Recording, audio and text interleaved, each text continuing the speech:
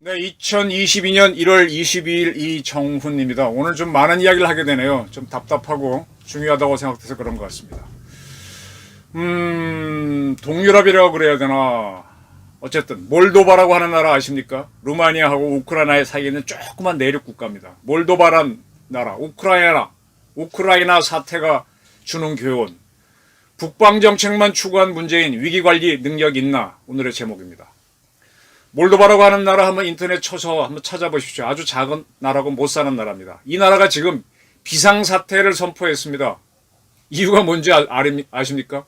지금 거기도 겨울이라 추울 텐데 에너지가 없답니다. 에너지. 집에서 추워 죽겠는데 불을 뗄 수가 없고 밥을 해 먹어야 되는데 에너지가 없답니다.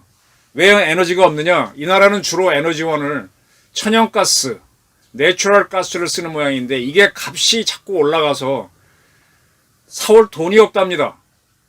국가가 없다 보니까 세금 걷어서 사올 때까지 비상사태를 선포했습니다. 60일간 에너지 비상사태. 결국은 이번 겨울 동안은 참고 지내자 이렇게 한 거죠. 어떻게 된 건가 하면은 이 동유럽 국가들은 러시아로부터 파이프라인으로 천연가스를 공급받습니다. 소련이 과거에 다 몰도바 이런 나라들은 과거 소련의 하나였죠. 중앙아시아 국가들도 그렇고 이렇게 소련이 러시아가 이제 에너지를 많이 대줬었어요. 그게 남아가지고 지금 러시아에 가게 되면 아주 가장 큰 국영이라 그래야 되나? 가스프롬이라고 하는 엄청난 천연가스 회사가 있는데 거기에서 그 회사가 파이프라인을 연결해서 몰도바에다가 이 가스를 공급해 줍니다. 그래서 몰도바에서는 몰도바 가스가 그걸 받아서 이제 각 가정에 이제 기관에 공급하는데 이제 이 가격은 이제 서로 협상을 해야 되잖아요. 이 가격 조정 협상이 가스프롬하고 몰도바 가스하고 사이에 결렬됐습니다. 그래서 가스프롬이 가스 공급을 중단하는 쪽으로 간다. 왜 이렇게 됐는가 하면 이게 북한이 바로 러시아한테 소련한테 이런 방법 써먹었죠. 지금까지 많이 공급을 받았어요. 근데 몰도바는 경제가 엉망이에요. 그러면 이 가스값을 줘야 되는데 안 줬습니다. 그래도 러시아가 대국이라고 참아줬는데 하도 안 주니까 어떻게 했는가 하면 새로 5년짜리 가스 공개약을 맺으면서 매달 그 전달에 가스 대금 50%를 줘야만 공급해준다 그랬는데 이걸 못했습니다. 사연은 뭐냐? 이 천연가스 가격이 올라가 버렸어요. 450달러이던 게 647달러로 거의 44% 올라버리니까 몰도바는 쓰고 나서 돈을 줘도 돈 액수가 부족한 거죠. 그러니까 이제 가스프롬이 중단한다라고 하니까 난리가 난 겁니다. 근데 이거는 경제적인 이유고 사실은 정치적인 이유는 몰도바가 러시아, 과거 소련의 하나였으니까 그래서 러시아 노선이 아니라 친서방, 나토 노선으로 가려고 하니까 이 모양이 됐다는 겁니다. 그래서 몰도바는 그 친서방 가는 건 가는 거고 우선 당장은 사람들이 뭐 굶어 죽을 거 아닙니까? 그래서 1월달과 2월달에 하여간 세금을 더 걷든지 부가가치세를 어떻게 하든지 해갖고 확보해보겠다고 지금 난립니다. 제가 드리는 말씀은 몰도바 정부는 위기관리 능력이 없다는 겁니다. 에너지를 한 나라에만 수입해 오는 건 바보짓입니다. 대한민국도 요소수라고 하는 건 중요한 물품은 아니에요. 근데 그거를 값싸다는 이유로 중국에서만 도입해 오다가 지금 중국이 호주랑 대판 싸우고 있잖아요. 그 호주에 대한 무역 제재를 가하니까 호주도 중국에 대한 석탄 공급 제1위국인데 공급을 줄이니까 중국이 석탄이 부족하잖아요. 올겨울 중국도 힘들어요. 석탄에서 요소수를 뽑아갖고 자기들도 쓰고 우리한테 수출했는데 수출을 못하니까 우리나라 트럭들이 다 못 돌아가고 난리가 났었지 않습니까? 대한민국은 그래도 돈이 있고 외교망이 있으니까 중국이 아닌 다른 나라에서 요소수를 확보해서 지금 위기를 넘기는데 한 나라의 수입을 의존하면 안 됩니다. 이 몰도바는 러시아만 쳐다보고 있다가 가스에 완전히 지금 발목이 매였습니다. 자, 제가 드리는 질문입니다. 문재인 정권 요즘은 조용해졌어요. 남방정책과 더불어 북방정책을 펼쳤습니다. 그 핵심 내용이 뭔가 하면 시바리아에 있는 가스전을 개발해서 파이프라인을 통해서 북한을 거쳐 우리 대한민국으로 가져오겠다는 겁니다. 파이프라인을 북한에 깔면 물류가 대한민국을 남북한을 통일하게 되겠다는 그런 황당한 주장이었습니다. 말은 맞지요. 저는 이거 애초부터 반대했었습니다. 이건 어떻게 왜 반대하는가 하면 김영삼 정권 때부터 추진됐는데 안 되는 겁니다. 그때는 한보가 있었고 그 다음에 현대가 있었고 다 안 되는구나 나가 떨어진 건데 이거를 15년도 전이라서 문재인 정권이 또 잡고 또 하는 겁니다. 이게 왜 안 되느냐? 러시아는 자, 이 동유럽 쪽은 자기네가 가스프롬이 개발한 게 있지만 이쪽은 한국이나 일본이 하고 싶으면 니들이 와서 개발하고 그 다음에 그 개발해서 파이프라인을 하려면 도로 닦고 해야 되잖아요. 그것도 다 하고 그걸 알아서 가져가라는 겁니다. 돈은 제대로 내고 그 SOC 비용을 러시아가 대줘야 되는 걸 우리가 하라니까 누가 합니까? 일본도 안 하고 합리적인 우리나라 회사들도 절대로 안 합니다. 한때는 쳐다봤지만. 근데 이걸 문재인 정권이 한다고 하는 이유는 북한 거쳐갖고 하면서 북한도 가스 나눠줘서 같이 쓰고 그래 친해서 통일하자는 겁니다. 이렇게 러시아의 가스를 의존했다가 여러 가지 이유로 파이프를 잠궈버리면 몰도바 꼴이 나는 겁니다. 일본도 처음에는 시베리아 가스정 관심 많았다가 이제는 쓰레기로 여기는 건데 문재인 정권은 내내 검토하다가 요즘은 요 몇 년 동안 조용해요. 제가 두 번째 드린 말씀 이겁니다. 몰도바 대통령은 현재 여성입니다. 제가 여성을 비하하는 건 아닌데 이 여성 대통령이 위기관리 능력이 없습니다. 부족합니다. 국가를 운영할 때 군도 운영해야 되고 경찰도 운영을 복합적으로 운영해 통수권자라는 개념이 있어야 되는데 좀 약하신 것 같습니다. 여성 중에 탁월했던 지도자는 영국의 대처 총리, 독일의 마르켈 같은 분은 뭐 대단하지만 또 그렇지 못한 여성들도 많습니다. 위기관리 능력이 없는 지도자를 삶으면 이런 모양이 됩니다.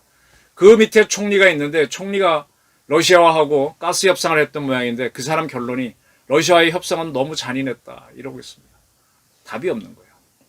우크라이나 사태를 정리해 드릴게요. 우크라이나는요. 우리 소련이라는 나라가 만들어질 때 러시아가 만들었지 않습니까? 러시아가 혼자 만든 게 아니고 나토를 만들 때 미국이 혼자 만드는 게 아니고 영국하고 만들었잖아요. 소련은 누가 만드느냐? 러시아가 중심이 돼서 벨라루스라는 나라하고 우크라이나라는 나라, 그다음에 킵차크인가 지금 없어진 나라인데 하여간 저 세 나라가 중심이 돼서 공산주의 동맹을 만듭니다. 소비에트 동맹을 만듭니다. 그게 최초로 세 나라가 만든 게 소련을 만든 씨앗이고 그 다음에 15개 나라가 합쳐져서 소련이 됐던 겁니다. 그래서 유엔에 가게 되면은 유엔을 만든 나라는 연합국 미, 중, 러, 영, 불 5나라잖아요. 그 나라는 거부권을 갖고 있죠. 마찬가지로 하는 소비에트 동맹, 소련을 만들 때 거부권처럼 그 중심 국가는 벨라루스, 우크라이나, 러시아였습니다. 이 소련이 해체될 때 이 세 나라가 합의했기 때문에 해체되는 겁니다. 나머지 12개 나라는 결정권이 없어요. 그냥 유엔 일반 회원국과 같은 겁니다. 카자흐스탄, 우즈베키스탄, 라트비아, 리투아니아 뭐 이런 거고. 그 다음에 그런 소련 바깥에 뭐가 있는가 하면 소련과 동구권 7개 나라가 맺은 바르샤바 조약기구가 있었던 겁니다. 거기에 체코, 헝가리, 폴란드 뭐 이렇게 들어가 있었던 거죠. 네. 이걸 좀 이따 설명 다시 드리겠습니다. 자, 그러한 소련을 만든 나라 중에 하나가 우크라이나인데 우크라이나가 러시아 영향을 많이 받죠. 그래서 처음에는 친러시아 대통령을 뽑았었습니다. 근데 러시아에 또 먹히는 게 싫잖아요. 그래서 선거가 또 이뤄져서 이 사람이 집니다. 근데 이 사람이 꼭 우리 구한말처럼 왔다 갔다 합니다. 러시아로 도망갑니다. 그리고 나서 우크라이나에서 친러시아계 민병대가 일어나서 내전을 벌이다가 지금 크림반도에 사는 사람들이 우리 러시아에 붙겠다라고 해서 주민투표를 해갖고 러시아로 붙어버렸어요. 그러니까 우크라이나는 영토를 잃어버린 거잖아요. 그리고 나서 지지고 뽑고 하고 있습니다. 그 다음에 나토에 붙어야 된다 그러는데 나토에 들어가려고 하니까 러시아가 굉장히 반대하는 거예요. 자, 지금까지 아까 바르샤바 조약기구를 말씀드렸는데 거기 회원국들 중에 체코, 폴란드, 헝가리는 나토에 가입했습니다. 바르샤바 조약기구는 인정했어요. 그 다음에 과거 소련이었던 나라 중에 라트비아, 리투아니아, 에스토니아라고 하는 러시아 근처에 있는 발틱 3국이 참여하는 것도 했습니다. 과거 소련을 구성했던 나라도. 그러나 진짜 소련의 핵심 나라인 우크라이나가 가는 거는 인정하지 못하겠다는 거예요. 그래서 계속 그 반군을 돕고 있는 겁니다. 근데 러시아는 또 우크라이나 살리기 위해서 또 친나토, 친미국으로 붙는 거거든요. 선거 결과 친나토, 친미국계 대통령이 당선됐어요. 그러니까 이제 러시아랑 싸우는 건데 군사력은 러시아가 압도적으로 강하죠. 지금 러시아 대통령 누군지 아십니까? 좀 심하게 말하면 코미디언 출신입니다. 어떤 분은 대한민국으로 말하면 과거 인기 끌었던 이주일 씨가 대통령 된 거랑 비슷하다는 얘기 하시는데, 뭐 좀 심한 말이지만 비슷한 비유입니다. 이분은 원직업은 코미디언, 희극인이었고 배우였고 작가로 했던 분입니다. 그런 분이 지금 나이는 70년대생이니까 젊어요. 40대 텐데 대통령을 하고 있습니다. 그럼 이렇게 복잡한 한국에 이 상황, 국가를 끌고 나가는 종합적인 위기관리 능력이 딸리는 거죠. 지금 우크라이나는 과거에 핵무기가 소련 시절에는 많이 갖고 있었는데, 그게 아마 바르샤바 협약인가에 따라서 그 핵무기를 러시아로 다 반환했습니다. 대신에 영국과 미국이 우크라이나의 안전을 보장해 주기로 했는데, 지난번 크림반도가 러시아로 넘어갈 때 미국과 영국은 막아내지 못했습니다. 그리고 대신에 러시아에 무역 제재를 가하죠. 그러니까 러시아가 지금 원유 수출국이고 가스 수출국인데 무역 제재를 받으니까 거꾸로 가격을 올리고 하면서 몰도바가 휘청이고, 또 나토 역시 가스를 공급받던 우크라이나도 경제가 엉망이 되는 겁니다. 위기 관리 능력이 없는 거죠. 그래서 지금 우크라이나가 매우 시끄럽습니다. 그런데 지금 러시아는 공격할 것처럼 10만 명의 병력을 모아놓고 겁을 주고 있습니다. 저는 침공하기는 어려울 거라고 보는데, 이렇게 위협을 가하면 우크라이나에 있는 친 러시아 세력이 계속 일어나면서 코미디언 출신 대통령 정부를 뒤집어 엎고 친 러시아 정부를 만들겠죠. 그렇게 될 거라고 봅니다. 그걸 미국이 막기 위해서 애를 쓰고 있습니다. 조금 정리를 해드리겠습니다. 지금 세계 정세는 이 흑해에서 우크라이나, 몰도바 사태로 미국하고 러시아가 대립하고 있습니다. 여기에는 이 유럽 문제는 영국도 많이 개입하기 때문에, 얼마 전에 우리나라에 와 있던 영국 항모 퀸 엘리자베스 항모가 지중해 쪽, 흑해 쪽에 가서 대기하고 있습니다. 영국도 책임이 있는 분야니까. 그래서 미국은 영국이 있기 때문에 그쪽은 항공모함을 덜 보내놓고 있고, 그 다음에 중국을 다루는 거는 이쪽에서는 일본이 영국 역할을 못합니다. 그래서 저의 주장은 항상 대한민국이 그 역할을 하자는 건데, 문재인 정권은 죽어도 안 하려고 하죠. 그러니까 미국이 직접 상대를 해서 이쪽에 3개의 항공모함 세력을 갖다 놓고, 최근에는 전략 원장까지도 괌에 배치한 모습을 보였었습니다. 중국하고 미국이 대립이 일어나고 있고, 중동에서는 이란과 사우디 UAE 연합군의 대결이 있는 거죠. 그게 예멘에서 싸움이 벌어지고 있는 거고. 이렇게 되니까 미국도 이제, 미국이 항상 주장하는 게 2개의 전쟁을 치를 수 있는, 대서양에서 하나, 여기서 하나, 태평양 하나, 또는 뭐 중동에서 하나, 한반도에서 하나, 2개 전쟁을 동시에 이기는 전쟁을 한다고 하는데, 지금 미국은 러시아와 상대, 이란 상대, 중국 상대, 북한 상대 이렇게 몰리는 겁니다. 그럼 동맹국들이 하나씩, 유럽에서는 영국이 붙어주고 프랑스가 붙고, 이쪽에서는 한국이 붙어야 되는데 문재인 정권은 안 하려고 하죠. 그럼 일본은 할 수는 있겠지만 좀 제한이 될 거고, 중동에서는 UAE하고 이스라엘하고 사우디가 이제 뭘 하겠죠. 이렇게 해서 각지의 긴장이 올라가는 게 현재의 사태입니다. 이런 상황에서 대한민국에서는 이렇게 위기 상황이 벌어지면은 원사이드하게 친북 노선이나 친중 노선만 가면 쉽게 말하면 골로 갑니다. 이건 피해야 됩니다. 중국이 어떻게 지금 우리가 중국에 많은 무역 관계를 맺다가 우리가 친미 노선 걷는다고 막 무역 제재, 지난번에는 뭐 롯데가 성주 기지를 환지해뒀다고 롯데 불매운동을 벌여서 롯데가 철수했잖아요. 삼성도 지금 빠져나오고 있고, 현대도 지금 자동차 폐쇄하니 북경 자동차, 현대차도 안 팔리지 않습니까? 그러니까 우리가 한 나라에만 매달리면 이런 꼴이 됩니다. 그리고 지금 북한이, 김정은이가 핵실험과 ICBM 발사를 다시 하겠다라는 시사를 했습니다. 자, 위기를 일으킵니다. 미국의 코너에 몰린 거를 대비해서. 이럴 때 제가 하나 소개하고 싶은 책이 있습니다. 박계호 선생이 쓴 건데요. 핵과 국가 비상 대비 업무. 승리는 거저 주어지지 않는다. 부제가 붙은 겁니다. 그리고 영국과 미국의 국가 비상 대비 업무란 책도 박계호 씨가 썼는데, 이 박계호 선생님은 6436기인가요? 76학번이고 대령 출신이고 박사입니다. 자, 지금 우크라이나하고 몰도바에서는 국가 위기 시스템, 위기 관리하는 시스템이 안 돌아가는 거예요. 우리도 지난번에 문재인 정권이 백신 공동개발에 참여 안 했다가 뒤늦게 개발되고 난 다음에 구입하느라고 국정원이 수많은 돈을 썼잖아요. 그래도 우리는 돈이 있고 위기 관리 시스템이 있으니까 그걸 한 겁니다.